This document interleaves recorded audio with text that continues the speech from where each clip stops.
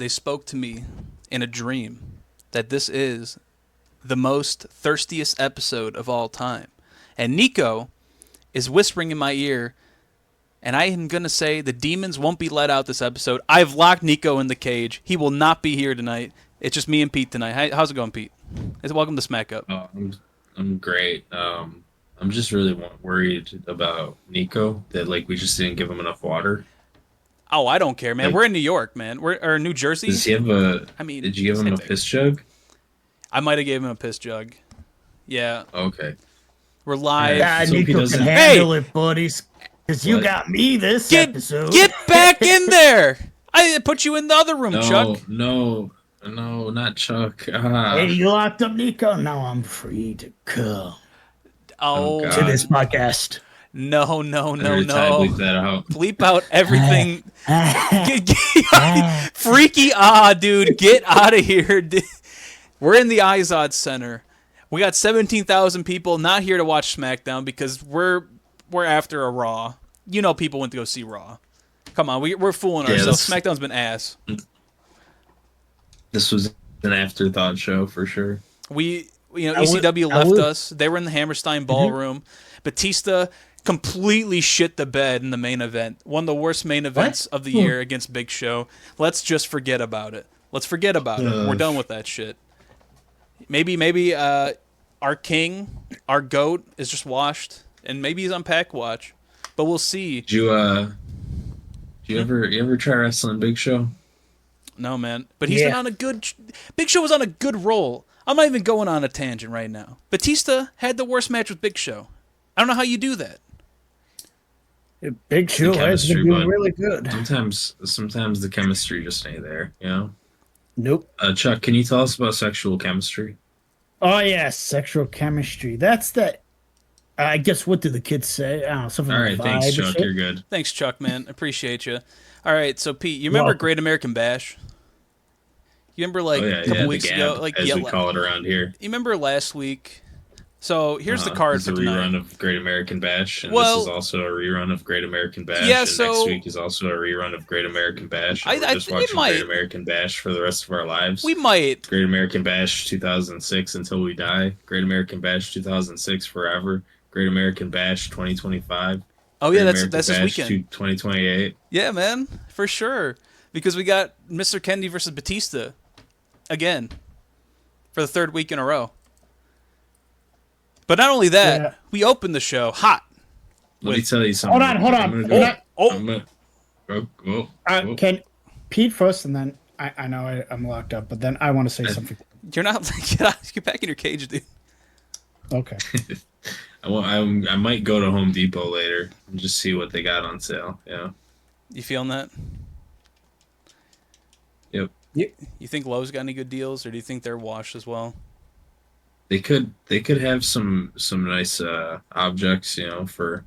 They might have some good ones. Like hoisting things, Yep. I feel like before we even delve into this episode, because I don't even want to talk about this episode, Lowe's, I think, is more of a concept than a store, because you either go to Home Depot or you go to fucking Menards. You just don't go to Lowe's. Who just goes to Lowe's? No, I gotta be real with you. Why is Lowe's named Lowe's, right? Is that the owner of the store? If so, that's a bad name. Home Depot, you know what you're getting into. Menards, also stupid. I don't like that. It's a pretty bad name. You're doing at Home Depot. You get that 11% rebate, and then you just get told to go home and wait, and then you get a little check in the mail. Give me a break. You just go to Home Depot. If you try to redeem it, if you do it more than once, they'll shoot you in the knee. It's true. The help desk, they'll just shoot you right in the knee. Absolutely. Yep. They pulled out a 45 Magnum and just destroy you. Did Nico from the cage have anything to say? Yes. So, I don't know about you guys, but I went through all the listings on these episodes. May I read the last 4 or 5? I'll allow it. I'll allow it for now. Go ahead. All right. So, July 7th, which great episode. Batista returns Battle Royal to determine number 1 contender. July 14th. Great American Bash signing. The Animal Batista, World's Strongest Man. July 21st. With Great American Bash this Sunday, Batista's opponent is unknown. July 28th. New heavyweight champion King Booker vs. Rey Mysterio. World title rematch. Do you want to know what it says for today's episode? Yeah. Tell me what it says. With Michael Cole and JBL. That's what Peacock says, yeah. Peacock says it has with Michael Cole and JBL. They don't even want to tell us. Because even Peacock knows this is just a repeat. It's just a horny episode. It's just a freaky episode. And we get in the first match of the night. And guys, do not tune your channels.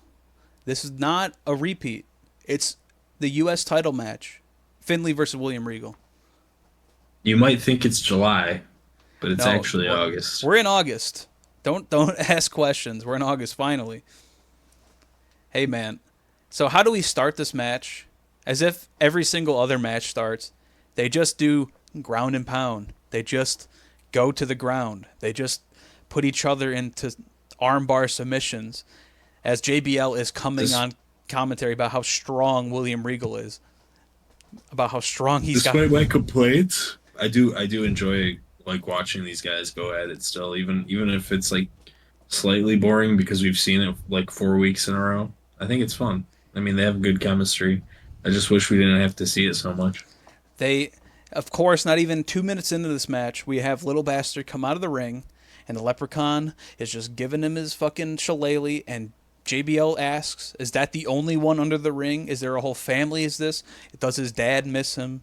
Where does his dad at? The commentary does not give a shit about this match, and neither do I, because guess what? Another DQ happens. Finley just hits William Regal right in the gut, right in front of the referee. 5 minutes. Care. So, you might think, man, that was shit. No, Bobby Lashley's back, baby.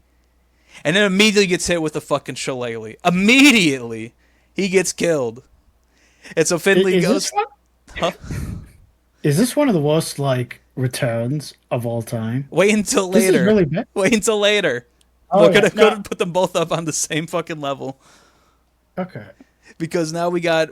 Finley's like, hey, Regal, I know I just fucking hit you with the shillelagh really hard, dude.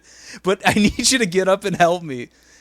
And William Regal goes, oh, yeah, man. I'm gonna do it for you. I love you, Finley. And he gets up, and he's squaring up Lashley, and then he gets clocked in the back of the head with the fucking shillelagh. Let's have a little history lesson right here, right? The only thing that a British man hates more than an Irishman is a brown man. And the only thing an Irishman hates more than a British man is a British man. So, here we go.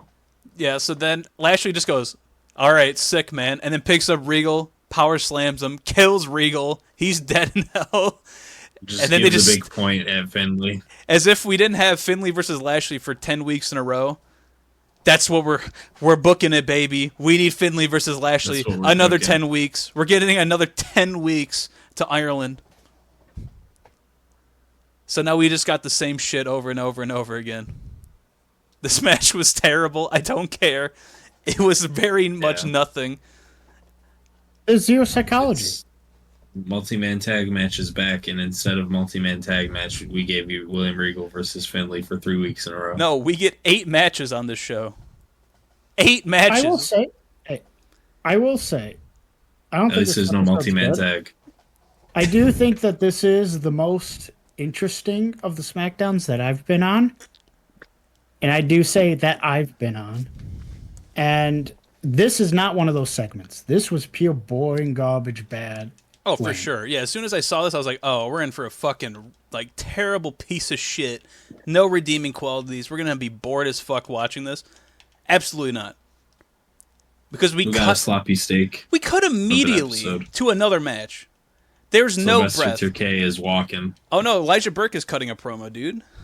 Yeah, my bad. The same promo from last week, talking about how fucking Sylvester Turkey is a big beefcake from Big Bear, California. Isn't he large? You're never going to be able to take him. And then he's under. I liked last week's match. You liked last week's match against Matt Hardy? I did too. Yeah. I enjoyed the public embarrassment of Matt Hardy. Mm-hmm. I read an article from Dave Meltzer from 2006. Matt Hardy, I guess, got in deep water for some drug issues, which I didn't know about. Yeah. Oh yeah.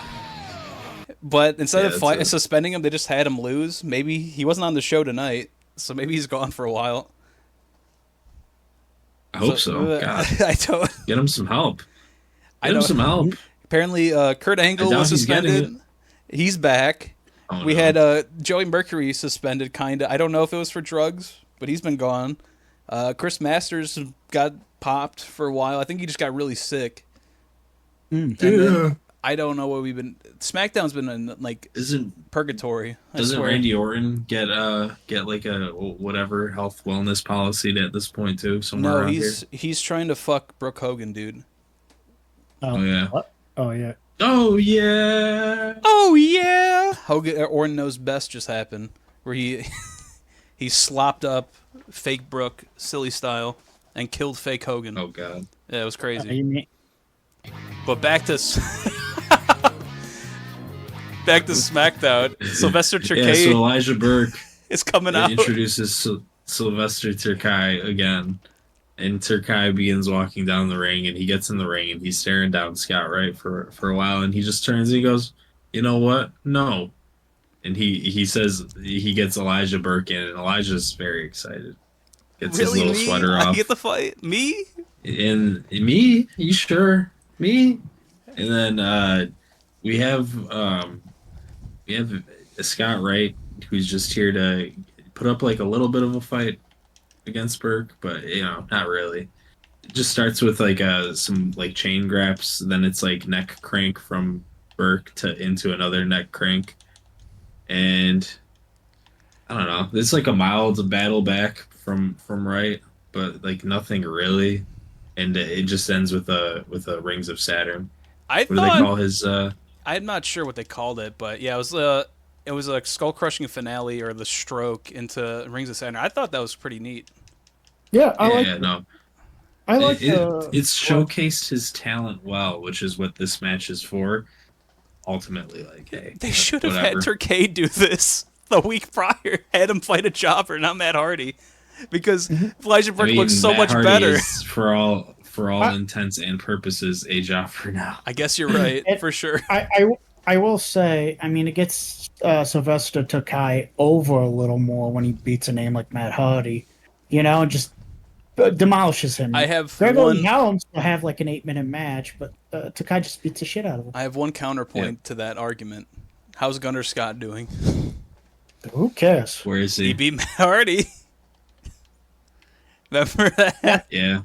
Yeah, but like they didn't. Somebody tell me how Action Andretti's doing. Somebody fill me in on the Action Andretti lore right now. Is he still dressing up like a Ninja Turtle with his his red fucking backpack looking thing? Anyway, yeah. So after that, Terkay gets in there and just tears off Scott Wright's arm again. Yeah, we really thought that was just Matt Hardy last week. Maybe he just did it as like a thing, Matt Hardy, and he tapped. But no, that's his finish. He just holds your arm over your head and just kind of. He does a really aggressive Americana to people, and like that would be very painful. But yeah, I mean, you wouldn't know it just looking at it. So hey. But I gotta say, I like Elijah Burke and Sylvester Terkay. Yes, this is interesting. No, it's good. Like, it's actually good. Like, it's just crazy because this is a pretty strong start, and I'm liking them both. So I guess the question is, what's next? Yeah, I'll be curious to see where they go with them. I hope Sylvester Terkay finally tells me where he put those Costco chickens at. I know they're hiding somewhere. Rotisserie chickens. He's hiding them somewhere. I just can't tell where. But speaking of, some wild shit in the back, Nico, tell me about Goon time? I think it's gooning time for sure. It's goon time? All right, Nico, I'm letting you out of your cage. All right, come on out. Just me? It's the goon time bell. No, Chuck is put in fucking penitentiary for life. Yeah, Chuck actually got arrested. Don't ask what they found on his computer. Got it. So we get our first of the Diva search, and I'm going to be coming in here and there with these because they are spread out throughout the show. And as usual, we start off with Jen.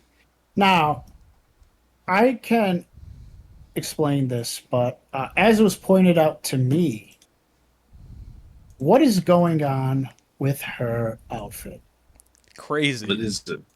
How'd they let this on cable television? Nico, can you tell us? Like, give me an in-depth analysis on the yes, outfit. Let me tell you. Our great and glorious, our great editor has pointed out to me that I might have missed something, so I go back. Now, Jen is looking very nice this evening.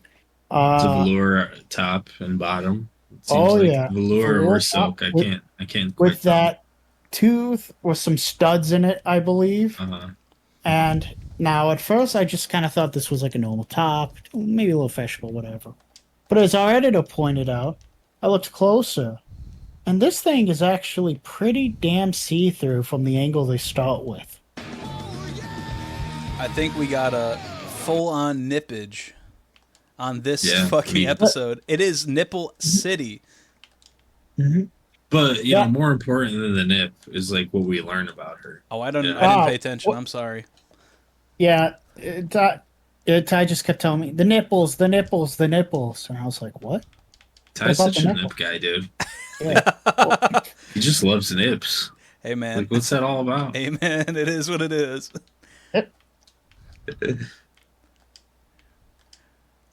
Yep. But you know what? So, what about her? Loves? Being unique. Yeah. Because she's got all these ideas, and always wanting to be imitated, but never, imitating other people. It's basically the gist of it. So basically, she's trying to get a job in the writer's room, which, Jen, I don't think you want to be in that room. Let her in. No. I mean, what's wrong? Okay, nothing. I just heard some things about Nico, the guy who runs the show. Okay, so we're gonna have to start in the 1980s with Vince McMahon, and it's gonna take. You guys got 20 hours? No, dude, you're gonna have to speed it up. So let's cut back all the way back here. Anyways, one of the things you notice is that Nico, let me fix it for you. Dog pussy, we're good. Oh, Vince's face. Can you editor throw it up? Thank you. That's perfect. Yep. It's okay though. Anyways, clearly they did not stage this. They had to know something was going to happen, but it's very clear they didn't write any of this out. They were just kind of told, go out there and say something. Because one of the things I noticed about Jen is she spends 3/4 of her little promo looking up to the right, I believe, or up to the left. So, like, she's just making shit up, right? Which is fine. It's fine. Like I said, it's like, I got all these ideas, creative. That's why you should pick me. And then she gets a pie in her face. Immediately, yeah. Like 20 seconds in, 15 seconds in. Yeah. What kind of pie? A cream pie. Okay. Oh, yeah. We got to throw the cream pie at him. Is what I've been told. Is what was said in the Reddit. Oh. I think that was a big... I think that decision came from up top. And then they go, oh, wow. Yeah. She goes, wow. Okay. Yeah, she kind of... No, she's kind of like, hi, yeah. And then she looks at the camera and goes, you're going down. And she kind of runs off and chases after. Yeah, they cut that immediately. They're like, no, don't show that. Now, if you pause, not that we have the ability to, but if you do, you'll notice there's a guy in a green shirt in the shop. Who is this man? Who is this pie-throwing man? I don't know, and I don't care, so we're moving on. All right, but tell me about The Miz. Could that have been Chuck? Give him a fucking cheesy grin. It could have been Chuck. Yeah. Oh. Somebody. Now, The Miz, I don't know. I don't really got much to say on Miz. Miz didn't really say anything interesting this time around. He's got his hair cut. He was wearing a lot of blue. I mean... Honestly, like, the Diva search is kind of in the background this week. But we had a lot of women's segments this week. So many. By a lot, I mean 3.5, I guess. No, so many. It was like every other commercial break. We had a fucking Diva search competitor, as if Melena's here. Mm-hmm. Gotta tell me about that. Oh, yeah. Oh, Milena's. I don't even think she said anything. She was just very happy to be here. Yeah, she was just super happy. Again, pretty bog standard. And she got the pie in her face, and she just kind of went, ooh, ooh, ooh, ooh, ooh, ooh, ooh. Yeah, fair enough. Yeah, that's basically best way I can summarize it. Yeah, very nothing promo. It was there. Yeah, no, Roka. Laughing. I mean, she played it off well enough, I guess. Oh, and she mentioned she loved the flavor. Oh, yeah, she did love the flavor of that cream pie. That's her favorite flavor. For sure. Now, apparently, my lecture on the history of musical chairs has inspired WWE to give Ashley the porn star theme. What were they thinking? Yeah, I think she's actually had this theme before, but I don't remember. I kind of don't, but honestly, she won the 2005 one with Audioslave. They should have just kept that theme for her. She has the look for it, and that honestly, entrances can make a star or break one. So they should have just kept the old theme, right? But no, they gave her the shitty rocker porn theme. And nobody cares, and everybody died. But, all of a sudden, the beat started to hit. Dun, dun, dun, dun, dun, dun, dun. And out comes Crystal.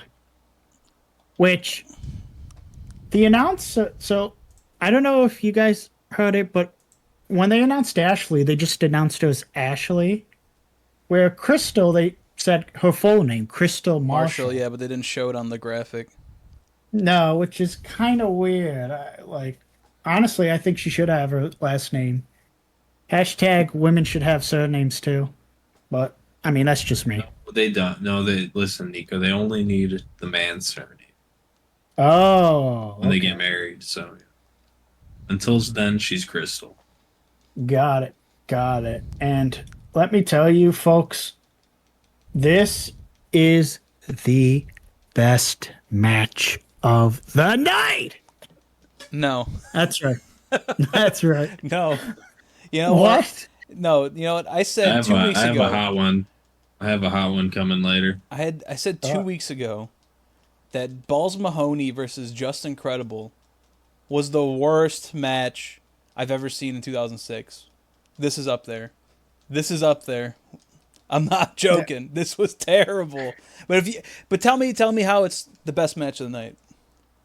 All right. For one, it's gritty and raw, right? I mean, it starts off with Ashley attacking Crystal. Let me tell you, she threw such amazing blows. It looked like she was hitting the air, but she was hitting Crystal. I just thought it was genius, right? Mm-hmm. And then she kind of throws this mid-body kick, and she does a slam. I was like, Ashley can do slams? This is amazing. And then she hits an elbow drop while making an O face. Again, spectacular. And then she pulls on Crystal's neck thing. I don't really remember why. And then she's pulling on her leg, and I'm like, this is just so real and gritty, right? I mean, this is like watching The Raid. Mm-hmm. There's two girls fighting. Yep. And then Crystal goes for the enziguri, and some more kind of hair pulling and stuff. Again, Crystal, amazing, just putting the work in. Then she's doing the classic, let's stand on the hair and pull the arms, because I'm the bad guy. And let me tell you, this move tells me that she's the bad guy. Again, great performance. She then throws Ashley's head straight into the turnbuckle. Again, amazing. She does it again. Beautiful. This is so much better than Balls Mahoney and just incredible. Come on. I'm just saying it's up good there. Irish. I didn't say it's worse than that. That's an Irish whip, but Ashley holds on the rope, and then she does another tackle. Again, trying to repeat the magic that Sylvester Takai had. Then she does some more head hitting. She gets her up, punches Crystal straight into the gut, and goes for the turnbuckle attack. Again, you see, Ty, the repetition of a move just means it's effective. It's really good psychology, right? And so is Constant Irish Rips, right? Okay. And then she tries to go for something interesting, but Christo knocks her off, goes for the pin, and get this. She grabs her by the panties for the pin. Crystal Marshall wins. I've been waiting for this day. Excellent. Beautiful, spectacular. On that. I got a JB or a Michael Cole thing and JBL thing. JBL says, "Hey Michael, I've seen you have shorts as small as that in your dresser, Michael." And he does go, "Yeah, I guess you're right." I don't know what to take of that. I don't know what to take of that. Why would he agree with him? Maybe to make him stop making fun of him? I don't know. Yeah. But Michael Cole, if you got shorts as small as that, does it hurt? Like, I know it's not really a sexual thing, but like, I'm not king shaming. I'm not king shaming here. We're not JBL. We're not JBL, no. JBL also said in the first match, and I apologize for going back in time, Michael Cole says he hit him with the Irish whip, and JBL said, "Are you being racist, Michael Cole?" Okay, that was... I forgot to bring that up until you said Irish whip, and it just kind of just zapped back into my brain. Yeah. Yeah, let me tell you, there are a lot of interesting comments from JBL. They were nonstop yapping this whole night. Yeah. He was just on a hot one. This is like you take two drunk idiots in a bar, and you're like, okay, go do Mystery Science Theater 3000 right now. Like, they had no idea what was going on. This is all repeat stuff. They're just kind of fucking going with the flow, and then JBL's just too drunk, so he's just being homophobic and whatever. Yeah, fair enough. Again, 2006. This is acceptable at the time. We fucking hate JBL. And even that's not even the biggest oh my moment of the night. As Layla is here. Look, I told you all, Layla is the number one. Nico, Layla? I don't know if I can let you get away with this moment. Yes, you can. All right. I've been waiting for this. All right, tell me about it. What does Layla do? Layla should be our next WWE diva because she is a strong, independent woman. She'll give us 100%. She will entertain you. Not only that, when she gets in the ring, she'll give you some damage. Not only that. Oh, then she gets pied in the face. And then what? Oh my God, what a maneuver. This woman takes the pie, right? Yeah. Off her face. Yeah. And, like, again, it was like a second pause, maybe. So, loyal to my fans, she's still going on our promo. And she just starts rubbing the pie all over her very voluptuous curves from, her, like, mid area to her legs, doing like a sexy dance while still cutting the promo. She's still hitting it. She's still hitting it. Again, she's the most talented person in this diva search. Give her the fucking contract. Wait, hold on. No. Oh my God! No! No! Get out of here! Dude, I thought he was in prison. Oh, he was. Sorry about that. Again, if you want to hear Chuck's comments, please view the Chuck Report on youdon'thavetodothis.com. What? I'm hearing from Chuck. It's on the Patreon, yeah. I'm hearing Chuck. I love women. Patreon exclusive access. I love women. I love women. What do you hear? I love women. I love women. Do you hear that? I mean, I would say that's a summary. Yeah. Very woman-forward episode. Yeah, very women-forward. What do you mean by that? I said, hey, look, here's the thing. This is like, because I feel like this is very offshoot. This isn't like that staged or choreographed. This is Layla being strong and independent. She chose to use the pie like that while cutting her promo. Again, that's because she's just a strong, independent woman. We love Layla, and if you don't, you're bad. You're just a bad person. I'm sorry. I think we all agree on this. This is great. I mean, it's not even just being attractive. Again, she's got the energy. She can think off her feet, and she knows how to adapt. Truly, I think she's going to be awesome. Très bien, Nico. Welcome to Quebec. Yes, Quebec. Cancelled. The commercial is back. Cancelled. It's over. Quebec is gone. Now we got to bring back Tatanka. Tatanka's the little Lakota tribe man, and we got to learn about all of his stuff again. What, dude? Did you skip the Raw recap?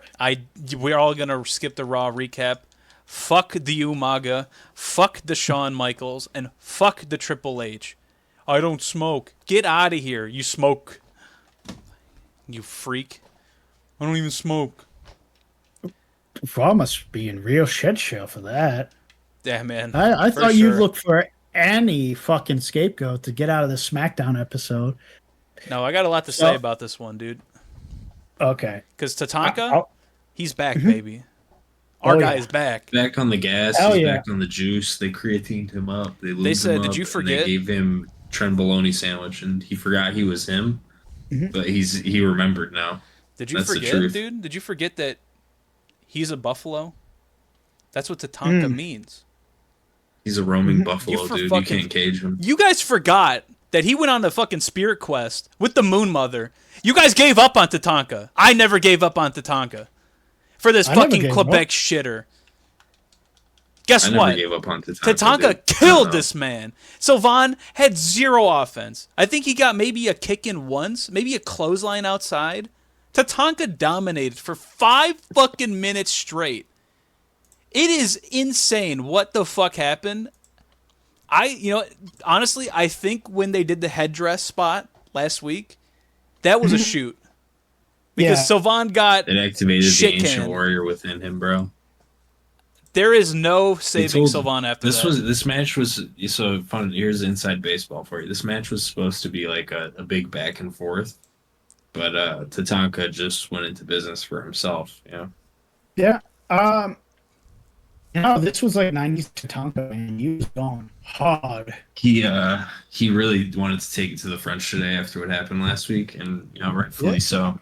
Specifically the French Canadians, because we don't hear a lot about it over here in the States, but the Canadian government has universally done awful things to Native Americans. Like it's comparable with what the U.S. has done, but it's actually worse in some cases. Yeah, especially in modern. In the modern era, it's even worse than what's going on now. Yeah. Yeah, like I mean, I want to say America treats the natives like the best. But, like, it's not as terrible as Canada's doing right now. And, I hate to get modern political, but it's just a fact at the end of the day.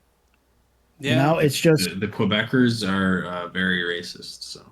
Yep, absolutely. And guess what? They got their ass kicked, shit canned on this wonderful night of August 4th, 2006.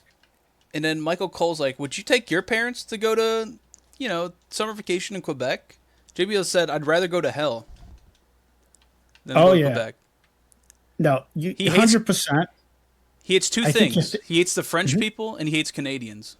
And he's both of them. Yeah. Rightfully so. No, 100%, because, like, last week, JBL was kind of like, I hate French Canadians, but, man, I can't say this. Dude, he was shitting on him. They gave up on this guy so bad. It's crazy. Yeah. It's crazy, honestly, because I don't think he was bad or anything. No, I thought he was actually pretty impressive in the match, but he's dead in the water. There's nothing you can do to save this guy. He's done. Now, I'm, you know what? And I'm sure this was told. He was told to do that in the studio or whatever, and somebody got pissed. Everyone started covering it, and they had to do damage control. Yeah, because this is not like a little squash. We're like. Well, they had a back, like as Pete said, it should have been just a back and forth. Maybe Tatanka gets a win, but still, like, why would you give Tatanka a win? You just debuted this guy after having weeks of vignettes. After like a month and a half. Or I know, again, we're not consuming this in a normal way. It feels like 4 months worth of vignettes. It practically was though. It was like 10 weeks of vignettes because this guy, he's like, hey, welcome to Quebec. I'm here. Just for this guy to come back and do the job. And it was not even a little bit like convincing that this guy won. Like not at all. The last week, because this week Tatanka threw him up, hit him with the Samoan drop. They call that the end of the trail. Crazy. Can't be. Yeah, that one's wild. And then that's cool. And then Tatanka comes off the top rope, hits him with the tomahawk chop, gets the pin. JBL says the Indian people love chopping. And then he also says the Indians finally won something. They won the war.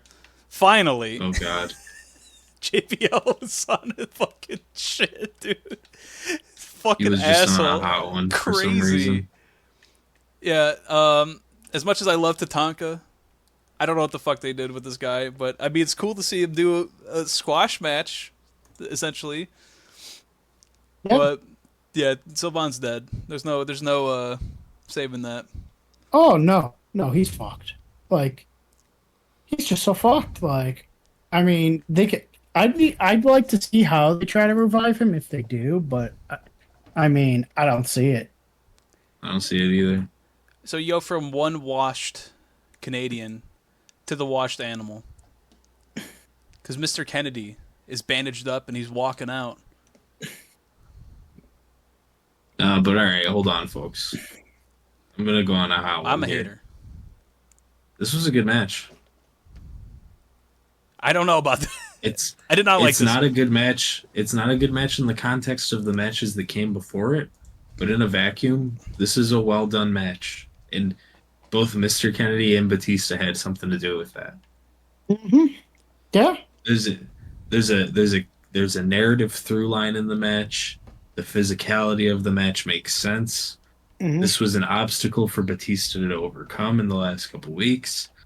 I'll just start by talking about them. We'll just go over the match real quick. Yeah, so Mr. Kennedy kind of comes in hot, starts with like some armbar bullshit he's trying to do to Batista. Batista breaks out, and they end up, he's like throwing him around the ring, just kind of whipping his ass. And then Mr. Kennedy escapes in a cowardly manner to leave the ring, you know? And they start, he's like doing a timeout, like, bro, timeout, bro. And then he's like, time in. And yeah, Batista's basically falling for the same trick again, but not because he's smart, you know. He's going out there and he's just going to beat him up even harder outside of the ring. Mm-hmm. They get by the ring post. Mr. Kennedy's trying to bash him into the ring post. And instead he gets bashed into the ring post. The match ends up going back into the ring, and here's where I really start getting invested, and it's the leg of Batista. You know, the leg of Batista is getting worked, and it's a classic. It's a classic of big guy versus not as big guy. Of you got to attack the legs and take the big guy down. But Batista's selling the shit out of that fucking leg consistently, and I respect the hell out of it. It's a great narrative tool, and it puts the match in an interesting space now, because we know it's not going to end in a countout or a DQ like it did previously. Batista's outsmarted that, but now he has to overcome the physical aspect of the match in order to beat Mr. Kennedy here. And I'm a Mr. Kennedy hater, but the match made sense. It was good. He works the leg. At one point, he goes for the suplex, and Batista blocks it, but then he's trying to do the suplex too, but his leg drops out on him, and it ends with Mr. Kennedy dropping on him in a crossbody, going for a pin, which Batista barely escapes out of.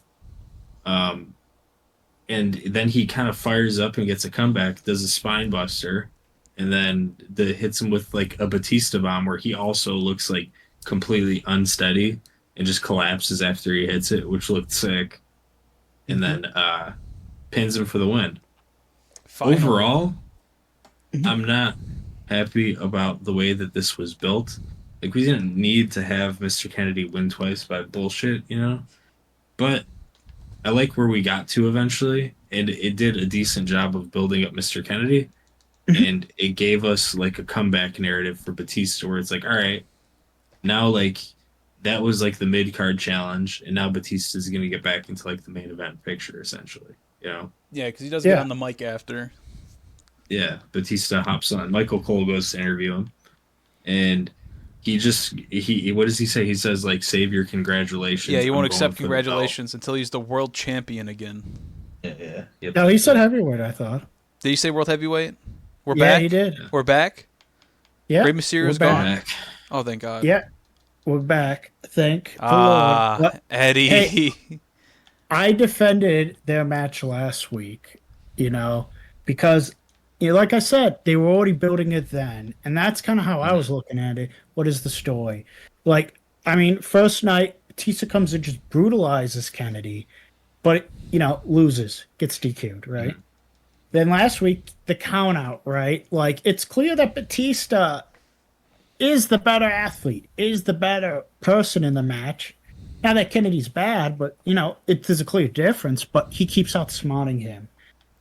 And while they try to, get you to, believe, oh, Kennedy's going to win again. They're going to keep it going.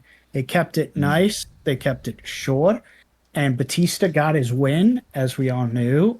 And again, this doesn't hurt Batista. This kind of raises, in my opinion, on Mr. Kennedy.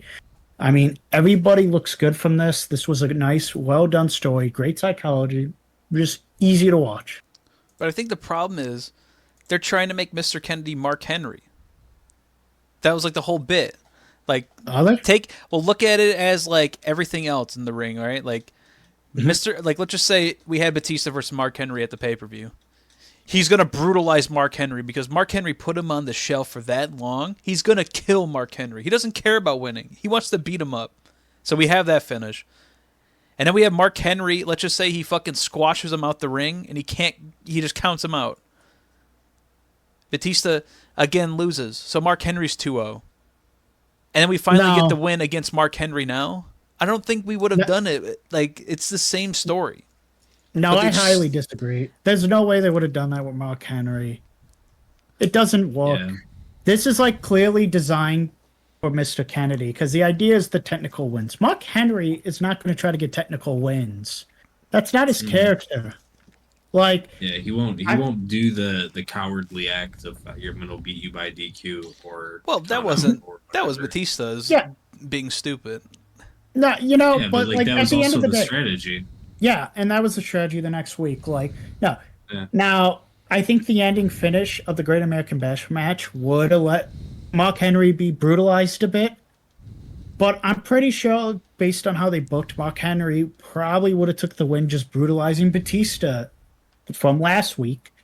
And then they basically have some match, and Batista just gets one over. I don't think they could book it the same, because this match, the way they designed it, is booked around Mr. Kennedy's character. Mm-hmm. Being the conniving plotter, the deceptor. The cunning, outsmarting. A lot of the tactics they used in the matches are him outsmarting. And Mark Henry isn't really booked as intelligent. Not that he isn't, but he's just more booked as a beast, not as somebody who's cunning. Well, so I disagree.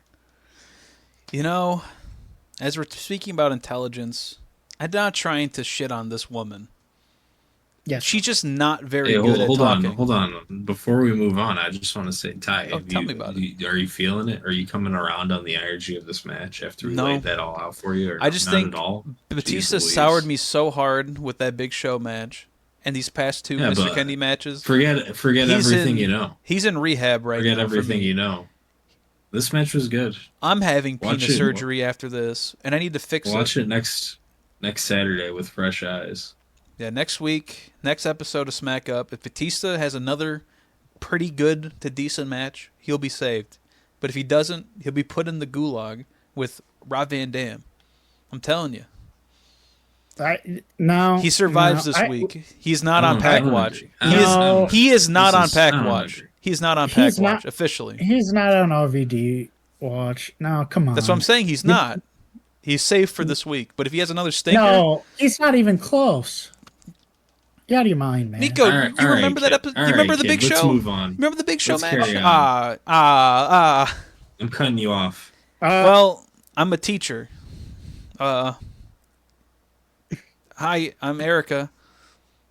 Hey guys. Mm-hmm. Yeah, and then there's Vito. Hey, I'm Erica. Hi, Erica. Hey, Hey. I'm happy to be here. Yeah, I could tell you're looking straight into like the lights. Yeah, hey. Happy Vivian? I'm ready for you to give me direction because you're supposed to talk about how you're supposed to vote. Me? Vote for me. Like vote for me. Come on, tell us why we should vote for you. Yeah, so you should vote for me because I'm a teacher and I give direction to the kids and you give direction to me. No, you're supposed to say you're doing your best. You give it your all. I'm doing my best. I'm giving it all. Oh, you said got me the pie in the face. Oh my gosh. Yeah. I'll even take pies in the face for you guys. Yeah. Oh my god, this fucking promo. I knew Erica was a weak spot, but how has she survived so long? I don't know. Dude, she has fumbled every bag she's been given. Every single promo, she does the same thing. Oh my god. It's like, first off, like, look, we here, you don't have to do this, are very much woman appreciators. Or woman forward. Like, I don't know what they did, but they used, I think, some of that, like skin tape or oil tape. They gave her the dumb girl juice, dude. Yeah, they did. No, they definitely gave her that. But, you know, they talk about it, like how a lot of the singlets, like the guys use a special like oil to keep it like from moving and stuff. Keep it firm. Yeah, keep it firm. Like, they did that to a chest, right? Because like those things are like squeezed so hard together. I'm surprised it didn't break mid fucking shot. Nico, would you say that they're thanging? Is thanging? It's thanging. Yeah, they're thanging a bit. All right. Very respectfully. We're only respectful. Very respectful. Yeah, respectfully, but like, I mean, I'm most just saying. Woke ethical gooner, Nico. Yep. This is a woke show. Sorry for all those people out there that thought we're not woke. Yeah, we're definitely woke here. Yeah, she didn't need to do it. We appreciate it if it's her choice because that's what we care about. But if it wasn't, very bad WWE. Anyways, she looks dead into like the camera and lights. Like you could tell she's fucking terrified. And then she's like, "Hi," as Thai representative. "Hi, I'm Erica. You should vote for me. Give my all." She's been a teacher for the past year. Okay, so this is what makes me laugh. So that teacher comment, she brought it up because she's like, "I'm a teacher for like 3 years, so I'm good at giving direction." So it's like, okay. Mm-hmm. Yeah, take me down this path with you. Yeah. I have no idea where you're going. But let's see. So, and I'm ready to get some direction from the fans is her next line. And I'm like, what? Mm-hmm. Yeah. She's good at taking orders too. How did we get here? Yeah. Now, see, Pete already said it way better than she did, right? Mm-hmm. You can't go like, so I'm good at giving directions and I'm ready to get some direction from the No. Mm-hmm. Mm-hmm. No. Okay. Once again, they should let me get in there. I could win the Diva search. Yes, you could. And at a time, please put in the disclaimer. All right. I hate to tell you this all, but wrestling fans kind of suck. Look, we're fans. We suck. Right. Yeah, you're right. I'm gonna be real, right?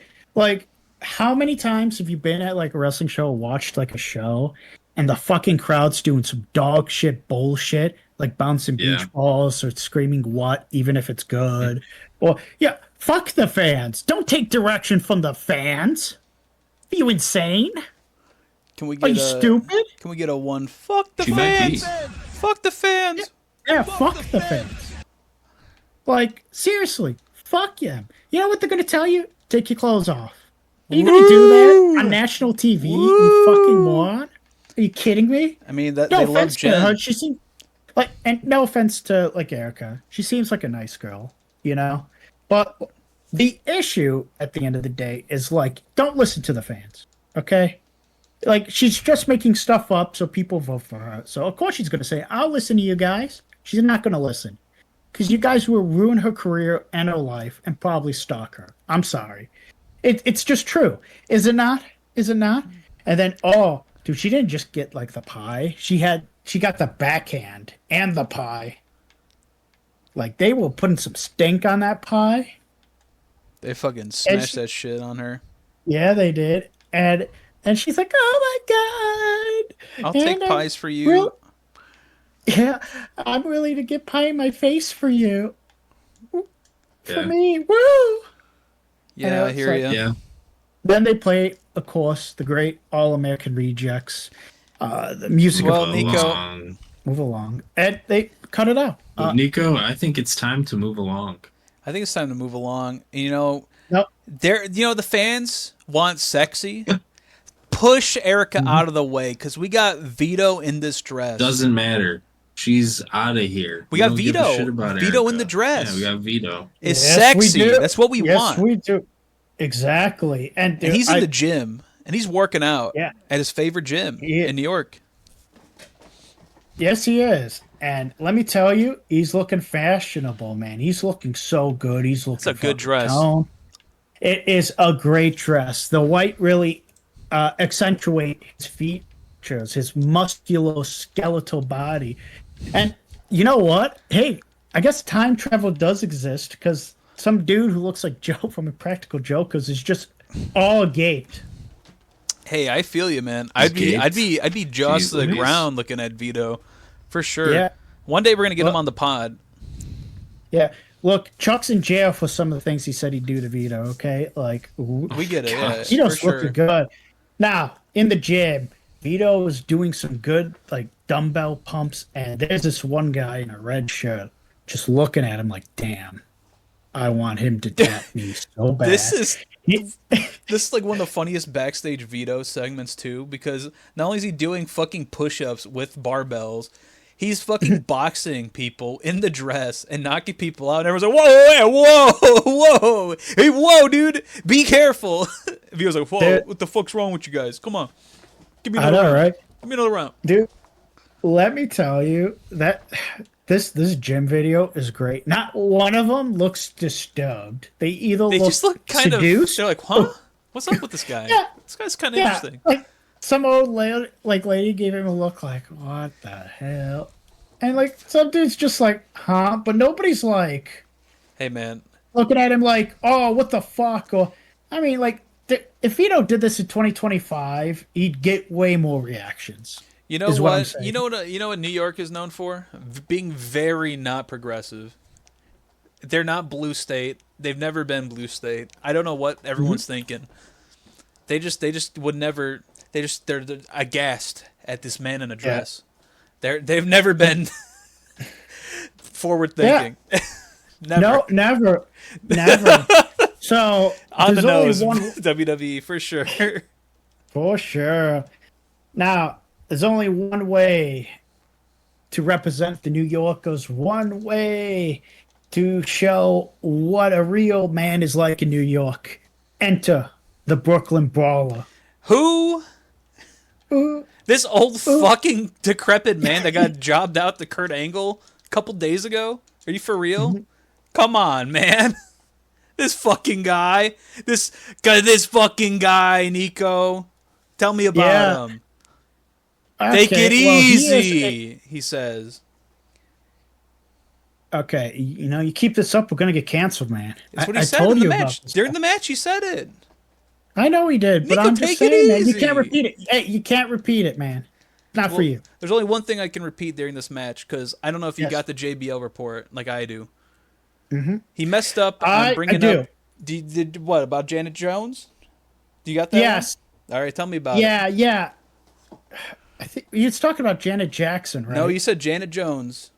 All right, Janet Jones. Because he doesn't know who that is. And then Michael Cole's like, hey, you mean Janet Jackson? He goes, oh, yeah, I guess that's who that is. Like, anyone cares about that family. Her brother Michael, he grew up a poor black kid and became a rich white woman.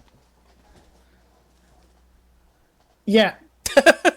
What the fuck, dude? JBL, what are you saying? There, you got that. I don't know if we need to go over that one again, but yeah, let's do it.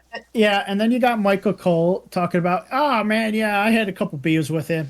Yeah, because they're hanging out. Yeah, they just hang out, have a couple beers with Vito. Yeah, for sure. Yeah, and it's like, what do you guys even talk about? Like JBL's like disgusted but curious. Sports. We talk about sports. Yeah, talk about sports. No, sports and girls. And girls, yeah. He's like, what? Wow, he's in the dress? It's like, yeah. He's like, what are you? I know earlier, I think it was either this match or an earlier match, fucking JBL calls Michael Cole a fruit bunny, which is just a little much. He said, JBL called him a fruit booty last week, and I'm like, am I in WCW again? Is Stevie Ray on the show? I guess Vince McMahon told him can't do fruit booty. Fruit booty's back 6 years later. Yeah. There. But as they're saying that, Vito fucking spun Brooklyn Brawler in the air and gave him that DDT. Yeah. I know. But once again, great stuff. I mean, they gave like Brooklyn Brawler a little bit. But this is like Vito just kicking some ass in his dress, looking hot, you know. And let me tell you, like, again, I always look forward to the Vito matches on SmackDown. They're the most explosive. They're usually well-timed. And, like, you get a good win. Like, has there been, like, a Vito match you're like, oh, God, I don't want to see this? No, because he's usually the best wrestler on the show. It's true. He's absolutely the best. Him and his cheetah panties. That's right. We see him every week. I just have to really wonder, like, again, what did he do? I don't know. What was his sin? I mean, little Guido got fucking killed on ECW, so I guess just Vito, because he gets a fucking pass. I don't know, he gets wins. I think this was just one of those Vince McMahon had an idea, right. And he's like, who's somebody, and we'll push him, but who's somebody who'll just say yes to this idea?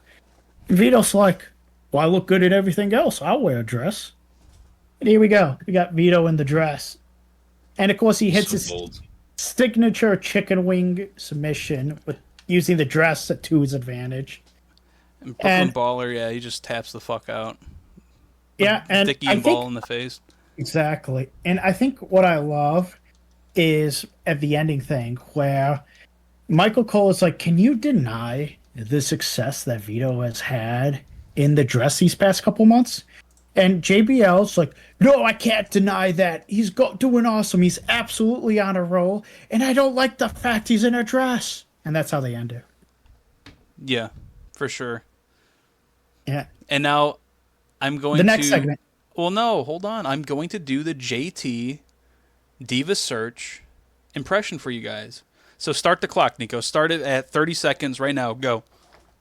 Okay.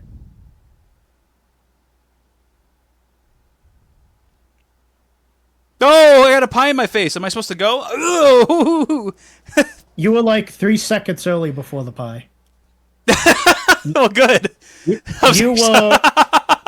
Hell yeah. You were 24 out of the halftime. It was 24. So as we were saying, you got tied at 21. As we were saying, like earlier in the episode, are these got to be shoots because JT just kind of stares into the ether. There's no clue what the hell. She goes, "Am I supposed to be saying something?" And just gets pie in the face. She's like, "What?" And then they just cut away, and the Miz is like, "Hoorah! Who doesn't love a good cream pie? Hands up, baby!" And then they go through every single person. They're like, vote to text on this person. And they like make it very quiet and very slow so that you get the crowd noise. Not a single person is cheering for any of these people. They're confused. No. I mean, there's some rumblings. You can hear, just like people talking, maybe like a cheer like once in a while, but not like a crowd cheering or like a boo. They just don't care. Oh, yeah, because it's still new. You know what I mean? It's like, well, why would anybody care? You didn't fucking do anything. You just are showing off these girls. They got pied. Do you like them? Yeah. Yeah. No, and got cream all over them, dude. Layla should have got a bigger pop though, for sure. Absolutely, Layla's like the only talented one out of this whole fucking crew. I mean, and would you guys pay 99 cents to vote in this? Absolutely, and I'd pay 99 cents for the Miz to cream pie me. Hoorah! Hoorah! Hoorah! I don't know what happened. Maybe I was just asleep the first time. He is way too animated this second time now.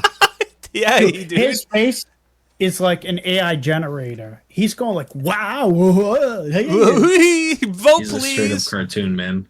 Oh, dude, he's a complete cartoon. It's actually kind of creepy. Like, you could turn this into some like hardcore scary shit.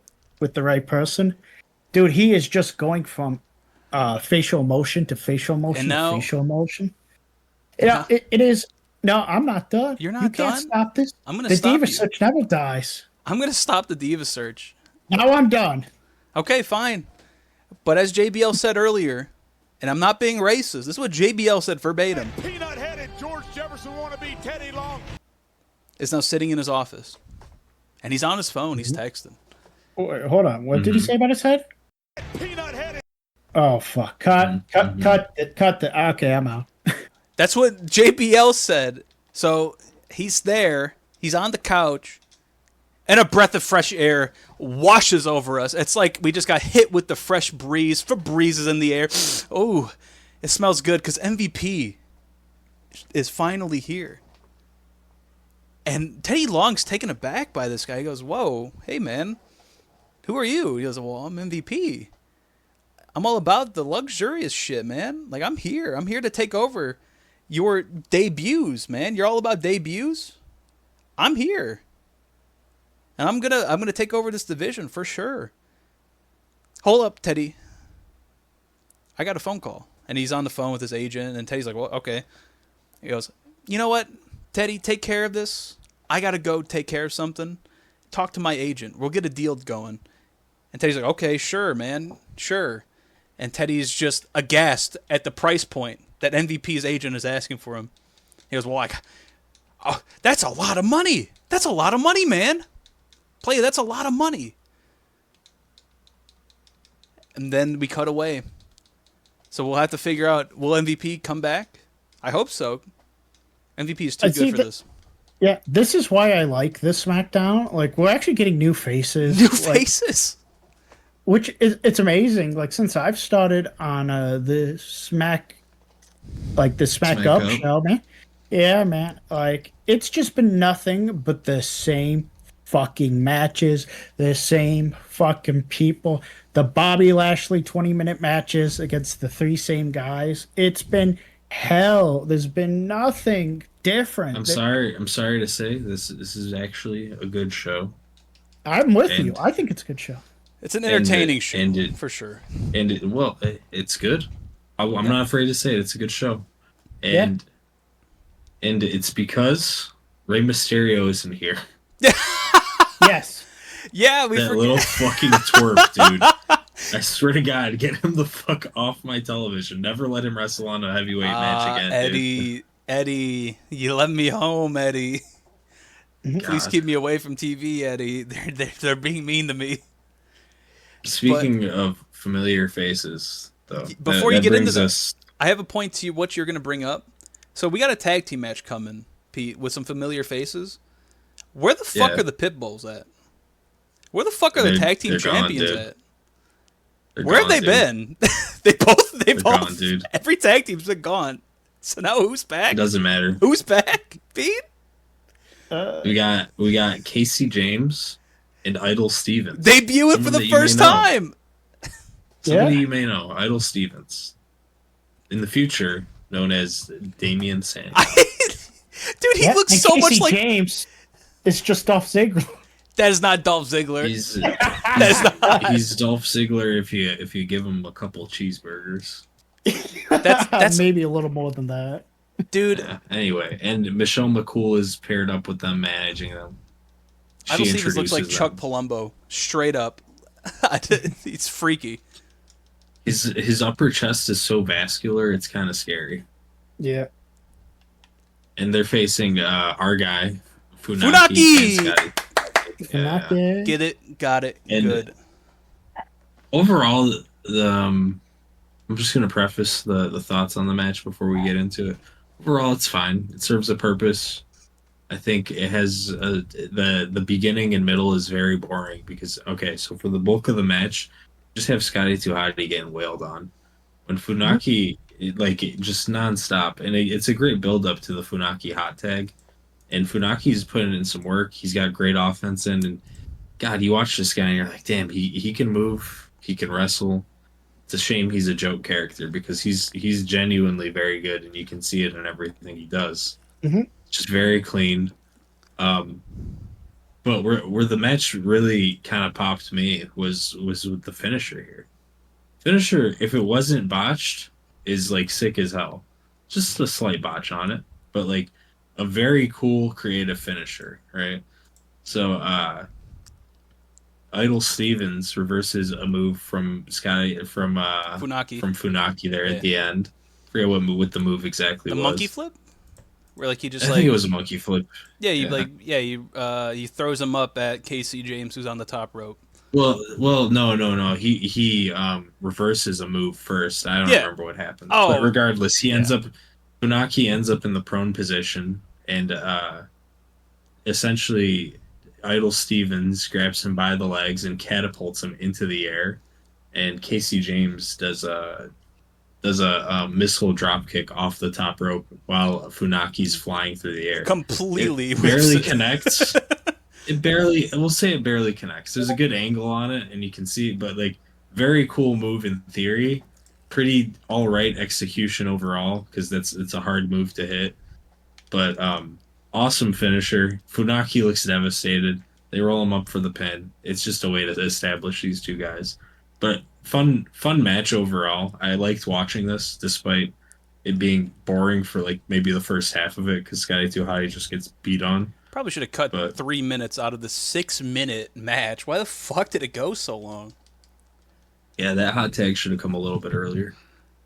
But overall, decent debut, cool finisher, and Funaki got some cool offense in. So I'll give it up.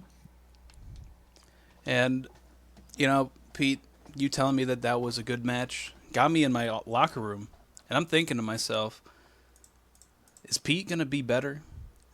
Is Pete gonna be our smack up royalty? Oh, Queen. You've heard Queen. This. Hey, what's up? And Queen Shermel's like, do you not realize that, Pete, you are the king? Yeah. Huh? Right? Uh-huh. Mm-hmm. Mm-hmm. Did you not realize that you are the champion? Huh? Yeah. The champion. Did you not realize, my king, you got to stand up, and it's time to show the world how great you are? Undertaker is not the world heavyweight champion. You are. Huh?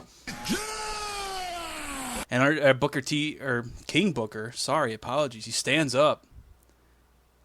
And he's here, and he's now blessed by his queen.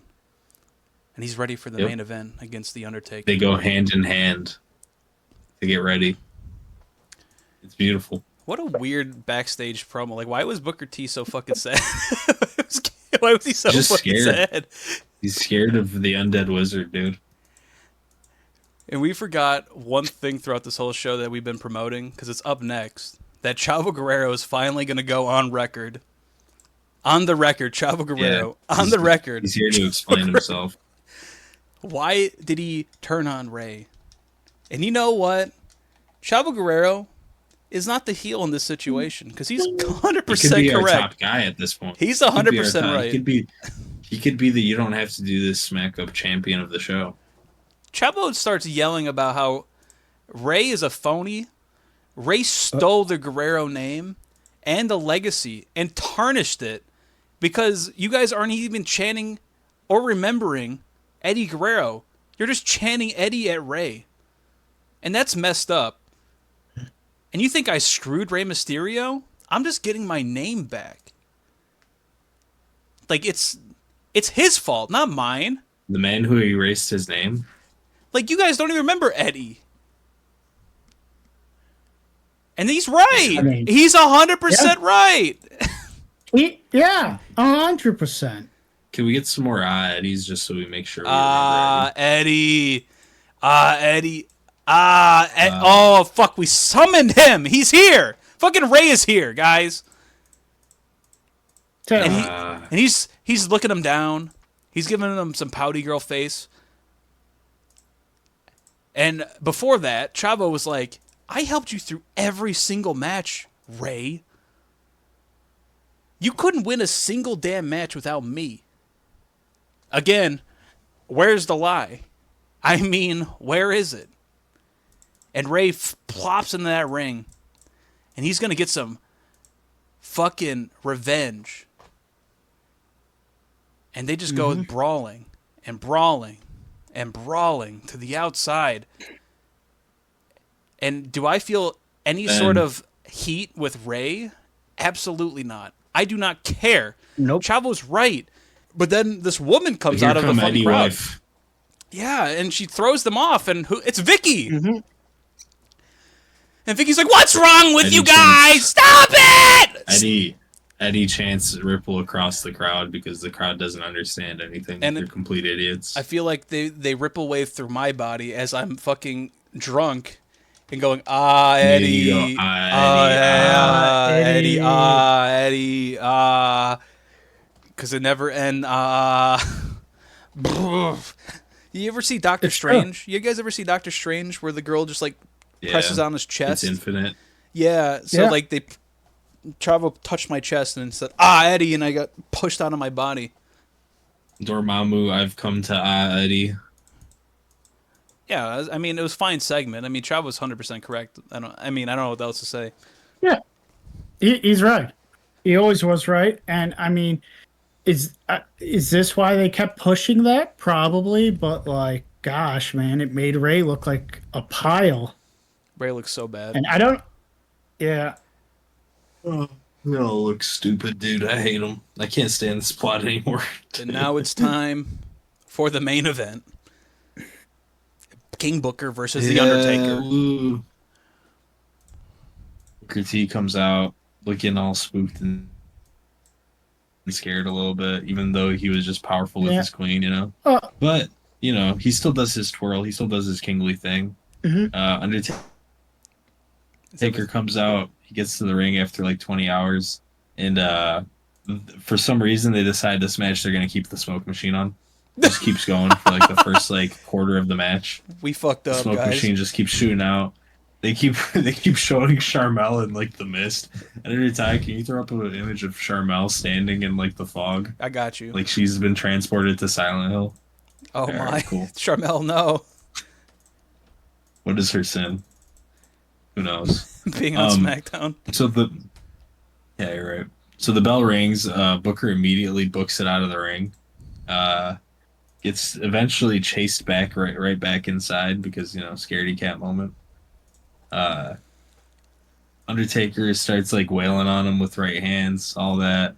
Mm-hmm. There's a little tie up here. They just keep going at it. Eventually, it spills back outside the ring. It's a pretty all over the place match overall. And then at this point, though, the smoke just finally stopped. It's cleared. They figured out the smoke machine situation. It's just a modest back and forth with these guys. Undertaker's doing his usual striking before he finally like does like an old school kind of attempt. His arm up.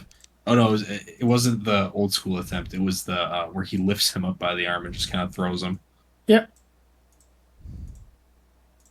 Yeah. So then he after doing that, then he sets up the old school. Mm-hmm. Yeah. At which point Booker T finally does the smart thing.